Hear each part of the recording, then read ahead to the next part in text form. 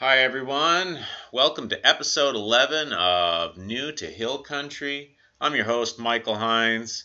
I recently moved to Hill Country, Texas in October of 2019, and I've been running this podcast just to get to know people in the area and help other people who are new to the area or have been here for a while and just want to get to know more people and get to know what kind of opportunities are there in this area and what can I get involved in? How can I better my life in this area? Today we're talking to John Tarpoff, who works at Niman Ranch and used to be an international rugby player, college football player, and oddly enough, he and I attended the same college at the same time for about 2 to 3 years, and we're still not sure if we crossed paths during that time. Who knows? Before we get into the show, I'd just like to give a little shout out to our two sponsors. Our first sponsor is SBG Texas. I am the head coach and owner of SBG Texas. It is a premier martial arts yoga studio. We really go way beyond just teaching a few simple techniques. It's a community. We embrace the people that come in, and we learn how to grow as people together. We've got kids programs, we've got adult programs. It's really just an amazing thing. If you want to know more, come check us out at www.sbgtexas.com. I love what I do, and I'd love to see you down at the gym. Our other sponsor is LMNT. LMNT is an electrolyte mix. It was produced by Elemental Labs and working alongside diet guru Rob Wolf. It's the ultimate in meeting hydration needs. You just throw a little packet and a little bit of water, and that water becomes extremely hydrating. It's really hard to express that difference in just the idea of something really quenching your thirst and something not quenching your thirst. This is a product that I use, that I believe in, that I used way before I ever thought about any sort of sponsorship or anything like that. So it's just a product that I believe in, and that's why I like to talk about it at the beginning of every show. So without further ado, let's get into it with John Tarpoff. It's a very interesting conversation. I hope you enjoy it. All right, and we're live. Welcome to the show. I'm here today with John Tarpoff of Niman Ranch. Welcome to the show, John. Mike, pleasure to be here. John, tell us a little bit about yourself, and in particular, like your relationship to Hill Country. Are you from here originally, or did you move here from somewhere else? And just give us a little bit of your background. Sure. I'm actually born and raised in Southern Illinois, just outside of St. Louis. I didn't come down here until 2011, so I've been here for just about 9 years. Okay. My wife's born and raised here. Her family, multiple generations from the New Braunfels area. So I see. And I presume that's what drew you down into this area. And yeah.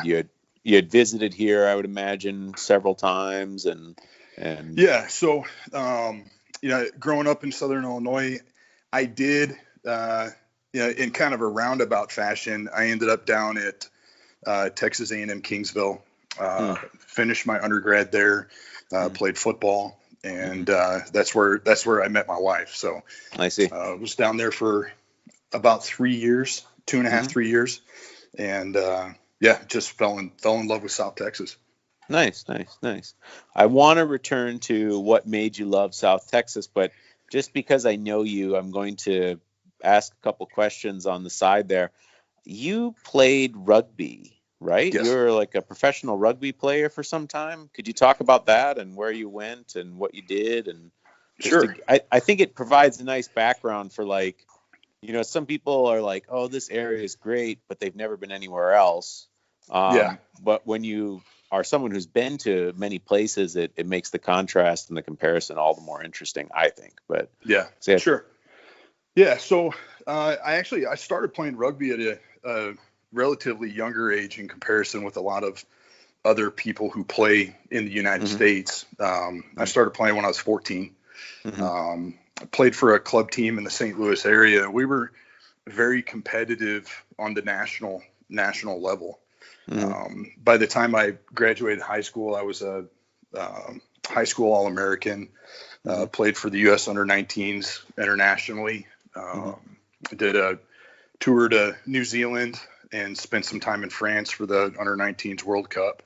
And progressing into college, my first stint in college, I ended up being a collegiate All-American and did a couple tours. And after spending some time in Ireland, ended up landing an opportunity to go play professionally, especially on a developmental level because I was so young, in Wales. So I spent almost 3 years in Wales. Oh, wow. And all of this was before I ended up down in South Texas. So 2003, after the U.S. Rugby World Cup, so I did play for the U.S. rugby team. Have numerous caps. Played pretty much all over the world. So after the World Cup in 2003, ended up coming back and finishing school. When I left initially, I'd promised everyone in my family that I would finish school. And it presented an opportunity, that time frame presented an opportunity where, I felt if I didn't go back to school then, I probably wouldn't go back and finish it all. Sure, I can understand that. So by the time you got to school, roughly how old were you then? Because you would have been older than most students, right? Right. So when I came back into Texas, I had just turned 24. Okay. All right. Wow. Yeah, I'm just kind of imagining you in a college classroom, just showing up. For people just listening who don't know John, you can imagine if he plays football and rugby, he's a large guy, and he's got a very kind of commanding presence. And I'm kind of picturing you in a freshman classroom with a bunch of 18-year-olds, and I'm just picturing someone disagreeing with you and you looking at them like from across the classroom, and they're like that person eking and staring down into their book or whatever. But that's kind of funny. How did it feel? Like, was that an interesting experience? Because I have a friend who I went to school with, and then we went to university together. We went and lived in Japan. He stayed in Japan a lot longer than me. I was there 2 years. He stayed there a good, I want to say maybe 7 years. I moved off to Korea. He moved off to China, spent some years there, and then he went back to school at the end of it. And he was like, so somewhere in his 30s or something. And he described it as feeling like he was in there's a Seinfeld episode where Kramer goes to the kids' karate class and he's like kind of like beating all the kids up. And so did you kind of feel like that because you'd had a lot? Because geez, when I was 18 and headed off to university, I was a snot-nosed punk who didn't know anything, sort of. And did you get some of that feeling coming in, like that you were? Yeah. So when I first went to college, I had a football scholarship. I spent 2 years at Truman State. Okay. So I went to Truman State, and just an overall maturity level. I would say I was, Hey, wait, let me pause you a second. Let me pause you. Sorry, John. Have we talked about this Truman State connection? I think we did the first time we met. Did we? Okay, because I went to Truman State. So let's review that real quick. What years were you there? I was there from 98 to 2003. What about you? Yeah, I would have come in fall of 98. Okay. So I came in fall of 98. Oh, geez. Yeah. So we came in at the same time. Oh, that is crazy. Huh. Yeah. Wow. Wild. Huh. And I don't know that we ever crossed paths or didn't cross paths. That's funny. Huh. That is crazy. Huh. Yeah. Definitely possible. Oh, wow. That's so funny. Huh. Yeah. We'll have to revisit that together at some point. But so sorry, continue with what you were saying. I'm sorry to interrupt you. Yeah. When I first went to school, and that Truman State as a whole, can be a relatively challenging school, Yeah. depending on your line of study. Mm-hmm. And the school itself always prided itself on academics. And, Sure. I feel like, part of my problem was, high school was very easy. Didn't really have to study a whole heck of a lot. And I carried the same traits into undergrad. Sure. So I feel like you're describing my exact situation in my first year at Truman too. But yeah, keep going. Yeah. So, it was, I always got decent grades, but nothing spectacular. And, I knew when I was there, I knew what I was going to do with rugby. And I had kind of a whole plan drawn out, and I just focused primarily on that. I see. So I really didn't have the focus that I should have had. And a lot of that's just the maturity aspect. Sure. So after spending time overseas and, playing professionally for, a handful of years, coming back to college, I mean, it was, somebody who skipped class all the time and did the bare minimum. It was a completely different ball game where I was, sitting front row in every class, participated when I needed to, but I, essentially checked the boxes. Sure. Made the commitment, knew that I was going to do it, and finished. It's interesting what you're saying there. That maturity thing there it's so I was a graduate school professor for about 10 years, and I was teaching rhetoric, and just, looking back on it, and just if anyone who's listening is like about to go to university or something, is about to go to school, or just any type of school program, I don't want to sound too cynical about education, but it is a lot of just ticking the boxes at the end of the day. Yeah. A lot of people are so worried, how can I do well in this class? How can I do this? It's like, show up on time, show up every time, finish the homework. If you're not sure how to do something, contact your professor. They're usually happy to talk about. Usually they're thrilled if someone's like, I'm not sure if I'm doing a good job at this, and I want to do a good job at this. Can you show me how to do a good job at this? Like, most professors are like over the moon to have a student say that kind of thing to them, rather than, boy, I'm not really sure. I'll just do whatever and turn it in or something like that. Like, just really simple stuff can like really make you excel in school. And it's almost embarrassing when you look back on it and realize how easily you could have achieved, but just often maturity gets in the way of that. It's really not maybe too terribly different to apply that to working just about anywhere, really. Like, well, I think it applies across the board. In everything that you do. But that school piece, I mean, you're looking at, I absolutely abhorred sitting in a classroom when I was at Truman State, and I think my grades reflected that. And I came out of A&M Kingsville with just under a 4.0. So nice. Pretty dramatic difference. Sure. That opened the door for things not far after. So sure. Oh, I understand. So sorry. Yeah. So, and then you've done all these things. You go to school in Texas. You fall in love with hill country. Tell me more about that. Like, what was it? You were like, hill country is great. Obviously meeting your wife and falling in love with her probably was one of the driving factors there.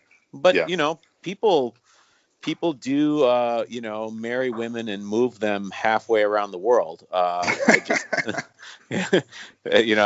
not the only person who's done that kind of thing. Although I did settle in my wife's home country we were together in Korea for 11 years. So, or 10, I guess it's 10 years, 10 and a half years. Pretty much the full 10 year where I was at the graduate school. So, but yeah, what made you say, I like this area and this is a place I want to be at? The people, more than anything. Yeah, I do. I love the terrain. I'm an outdoors person, big into hunting. Definitely hunting, a little bit of fishing, Mm-hmm. yeah, just anything outdoors. Okay. Yeah, so that was a huge driver. And Okay. yeah, I had plenty of opportunities when I was in school working on research projects in kind Mm-hmm. of this area. And I just knew that, man, if I could live anywhere, it's probably going to be here. Hmm. So, Awesome. but yeah, it took me a few years to get back here Mm-hmm. after undergrad, Mm-hmm. because pretty much the week that I graduated, I went back and played for the U.S. rugby team again. I see. Okay. So Did that put you in a kind of long distance relationship at that point, or? yeah. Oh, okay. So Interesting. I did the long distance piece and while I was playing, and late 2007, early 2008, I ran my body into the ground I and see. experienced some pretty gnarly injuries. I see. Yeah, blown MCL, completely Mm-hmm. ruptured MCL, Ouch. Ouch. tore a bunch of cartilage, ACL, Mm. and kind of the nail in the coffin for me was I shattered the sesamoid bones on the bottom of my foot. Oh boy. So Wow. yeah, it was like stepping on a nail with every step I took. So Oh my God. we were in a long distance piece. I would come down here, Mm-hmm. at least once a month, Mm-hmm. and when I was in the country and in the area, Mm. and knew that I would always end up here, but I ended up trying, I guess, decided to torture myself a little bit more and put myself through chiropractic school. I see. And then, yeah, I heard you were a chiropractor for quite a while then. Is that correct? Like, would it Yeah. be, yeah. Yeah, I had a practice here in town for Mm-hmm. 7 years Okay. in this area. And one of our guests on the show, Jimmy White, has totally sung your praises as a chiropractor. He's said nothing but great things about your chiropractic practice. So yeah, we've talked about this at some point. I'd like to see what it's all about. So, well, that's just an Absolutely. aside. Yeah. Well, What? and the big thing on the way that my practice was, I wouldn't say it's traditional Okay. in any capacity. It's more, I guess the simplest way to explain it would be manipulating connective tissue. Mm-hmm. So there you are doing, adjustments or cavitating joints where you need to, but the big part is the soft tissue aspect. Okay. And what you moved out of that though? Like you were doing that for quite a while. Talk us through that transition. You moved away from that to what you're doing now. Yeah. So, I guess it was maybe four years ago. Had my practice here in town, and everything was going really well, but just felt like something was missing.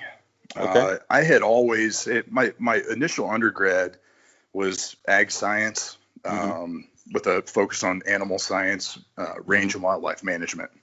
Okay. And I had always thought about getting back into the cattle business. Okay. So I didn't mention earlier, I grew up in Southern Illinois. My family had a slaughterhouse. Okay. It was a small packing house, family owned. I would be considered a fourth generation meat man, so to speak. Awesome. Yeah. So I grew up in it, was around it my entire childhood, early adulthood. Every time I was back in the States, I was there working, loading trucks, hauling carcasses, you name it.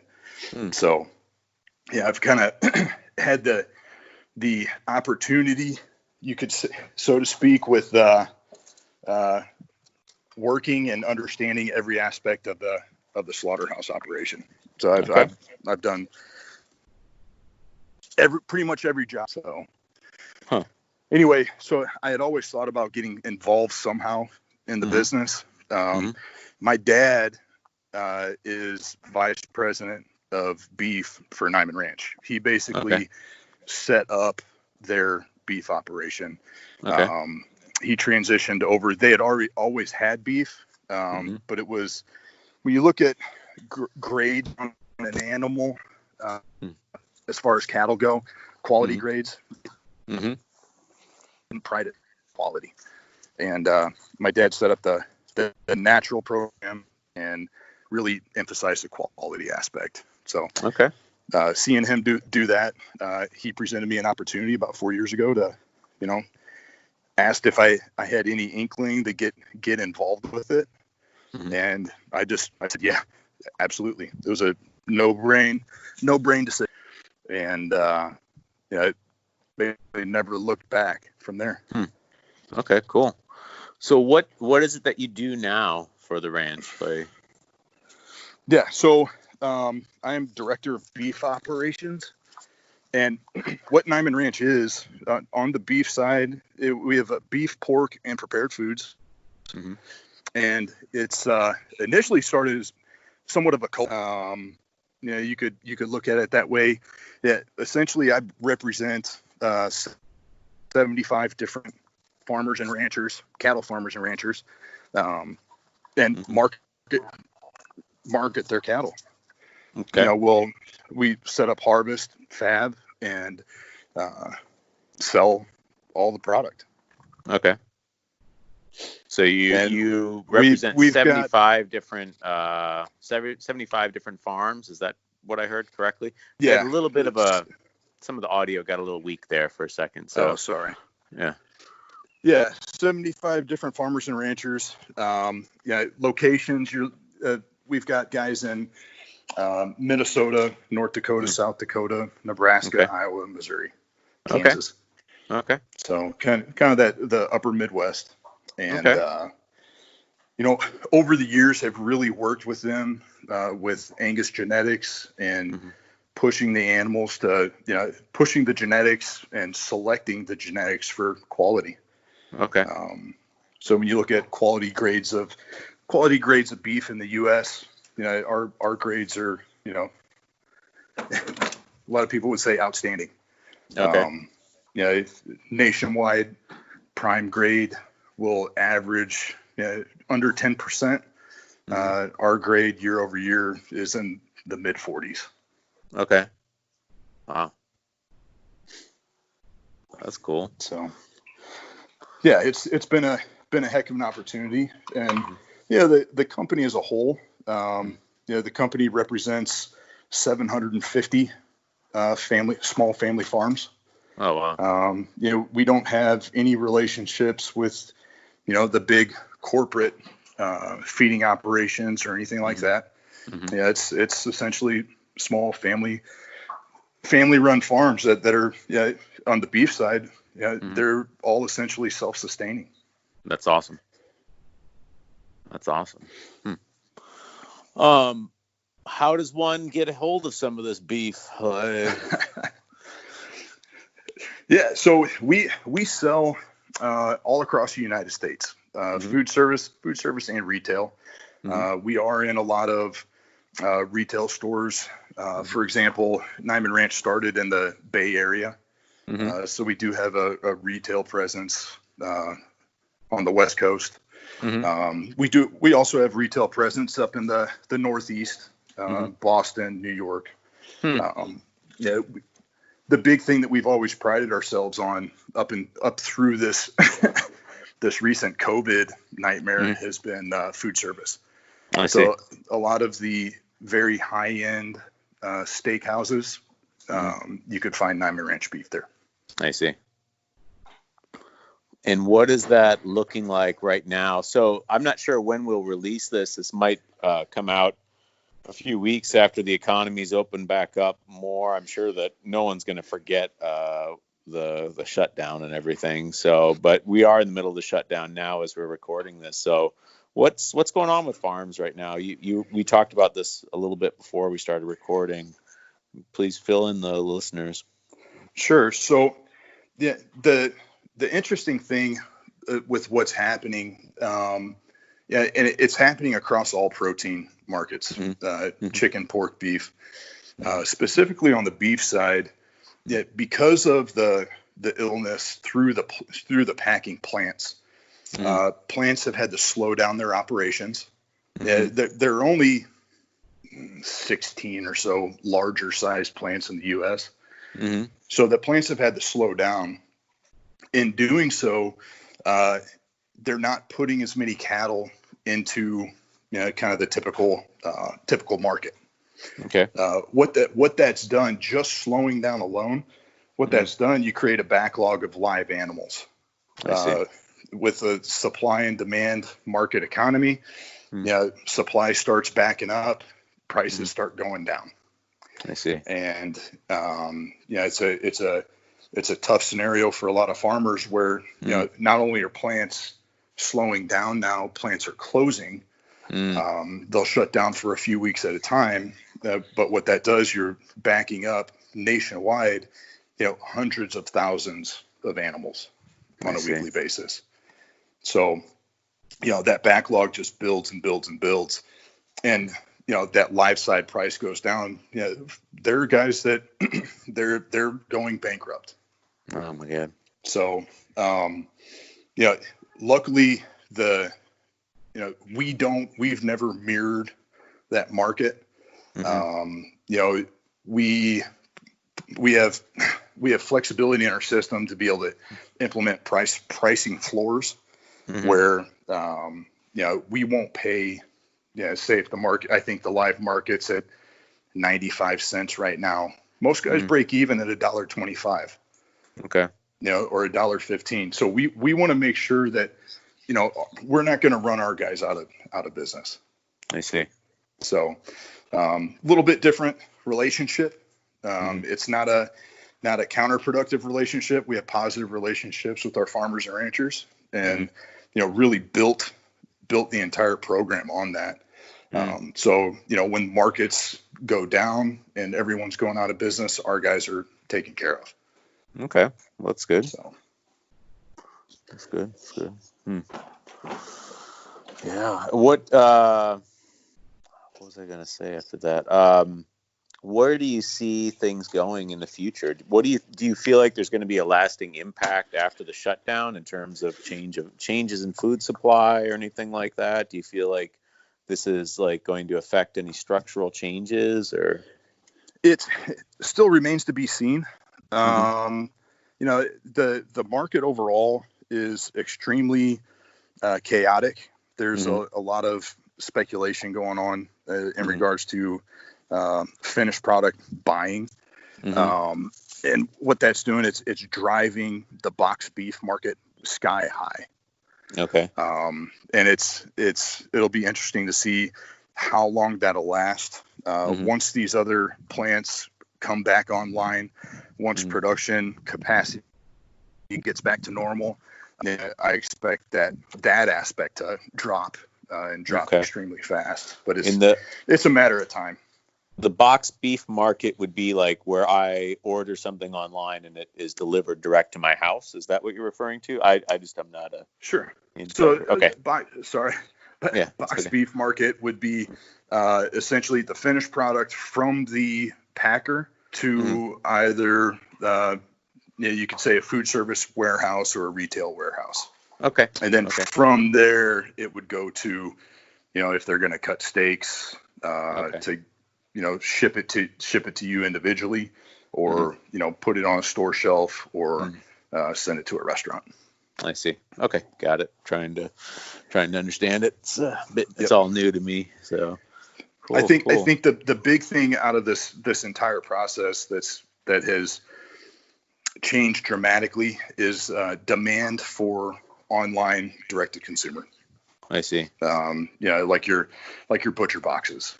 I see. Yeah, butcher box is a common one that we've seen, but there are a handful of other ones, including our parent company Purdue has an online platform that they recently opened in January, and there's definitely opportunity in that realm. I see. What is that? Can you tell us more about the Purdue? Like, how would we access that? What website are we looking for? Like, sure. Yeah. website, PurdueFarms.com. Okay. And Purdue owns they have a family line of products, from Niman Ranch to Coleman Natural to all of the different products that Purdue has internally. Okay. So. Okay. Cool. What's your favorite cut of meat? Like, it depends on the mood. Okay, I see. I'd say porter. You can't go wrong with a porterhouse. Yeah. Definitely can't go wrong with a porterhouse. I do like the export ribs or the cowboy cut ribeyes. Okay. Bone-in rib. Cool. I'm a fan of all of it, I think, but yeah. Yeah, I like all of it. I'm a tongue to tail kind of guy, so I'll there we go. I'll eat everything in between as well. So I just think people have lost a little bit of this is a total tangent. I just think that people have a little bit we've lost our way a little bit on that with like organ meats and stuff like that. I mean, you look just 100 years ago and people were eating that stuff everywhere. Yep. And then we kind of got spoiled, I think, on some level. Like I'm not trying to say that lungs or something like that taste better than almost any cut of steak. They don't, but they don't taste bad either. They taste pretty good, and I know that can really make people pretty squeamish and freak people out. That's also a product of me living in Korea for 15 years or so, and in Korea 13 years, and in the last few years I got a little more into getting off the beaten track and stuff, and eating with my mother-in-law more, and she's always happy to chow down on some black goat meat or get some intestines, serve up some intestines and stuff like that. I mean, there you go. That's what the older people there were eating. I mean, you can go into restaurants if you find some of the older parts of Korea, you can go in a restaurant and there's like multiple types of, what could only be translated, I guess, as like cow intestine soup and stuff. So, and they're all pretty good though. They're all good. Everybody always goes, "Oh," my dad will always be like, "Oh," when I say that stuff. And then they actually have him try it. And he's like, "Hey, that's not bad at all. That's actually really good." It's like, it's like, sounded weird, but actually once you try it, you're like, this is actually pretty good. Like, I don't know. Well, and not only is it pretty good, there can be some pretty remarkable nutritional value to it. Totally. You look at liver, for example. Oh yeah. And it's kind of a unsung superfood. So. Oh yeah. No, I'm a big believer in get rid of your multivitamin and just try to cook up some beef liver. Once a week or something, just throw some beef liver in. There's lots of recipes. The initial taste can be a bit, shall we say, it's pungent. I don't know, it's strong in its own way, but there are ways A, to diminish that, and then B, I don't know, you start eating it and I think your body adjusts to that taste pretty quickly. I don't know. I don't really find it off-putting. I find it actually just tastes good in my opinion. So definitely acquired. Yeah Definitely acquired. But I mean, that's something we were just talking about yesterday. I was recording with Jimmy White, and he was kind of talking about Rob Wolf as well, with the hyperpalatability of processed foods, and how that actually in the end leads you away from eating healthy, because it's I don't know. To me, I find most processed foods, because I very rarely eat any of them now. When I do eat them, I find them exceedingly bland, just really low on the flavor end of the spectrum, in my opinion. I don't know.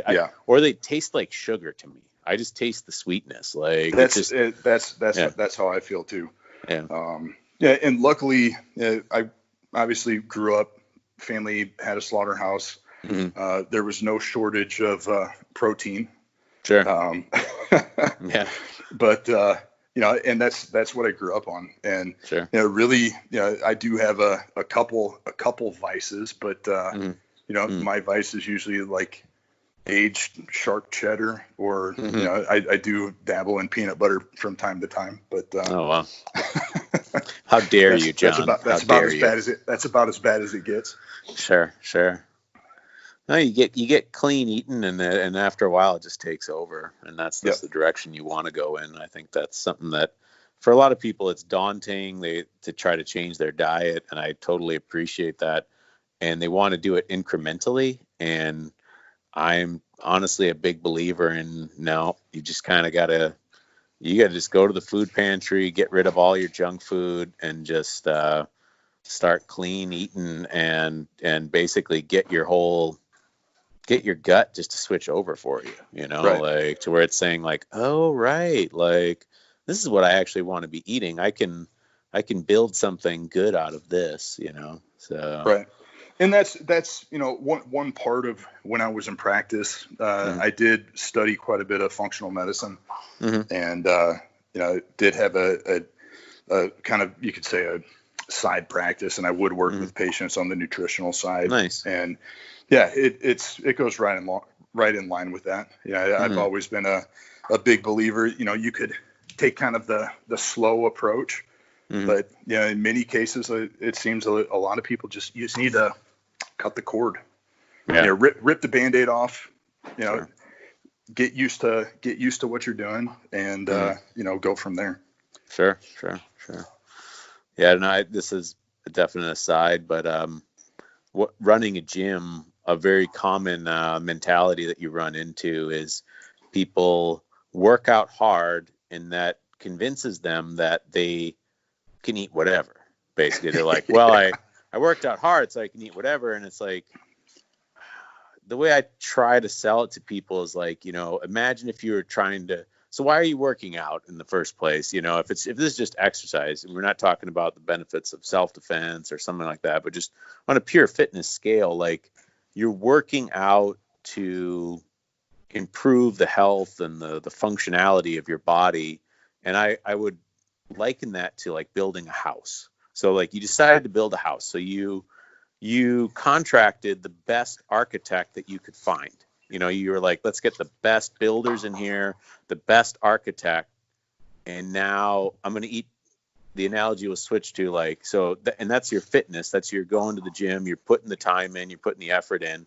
But then what are you going to build that house with, materials wise? Like, we'll just take them to the landfill and let them pick stuff out and see what they can build this house out of. Like, Yep. so you've got the best architect, you got the best builders, but if you give them junk from the landfill, probably still not going to have that great of a house. I mean, yeah, there's probably some sort of TED talk waiting to happen there where like you get the best architect who builds like something amazing out of a landfill or something, but like I'd say 9 times out of 10 you're living in a house of trash, like Yep. the exercise is only going to really be, those gains can only be realized if the food you're putting into your system is something that you can actually utilize, so. Right. I'm sure you see it all the time. You got you'll have the Ferrari body with the Prius engine.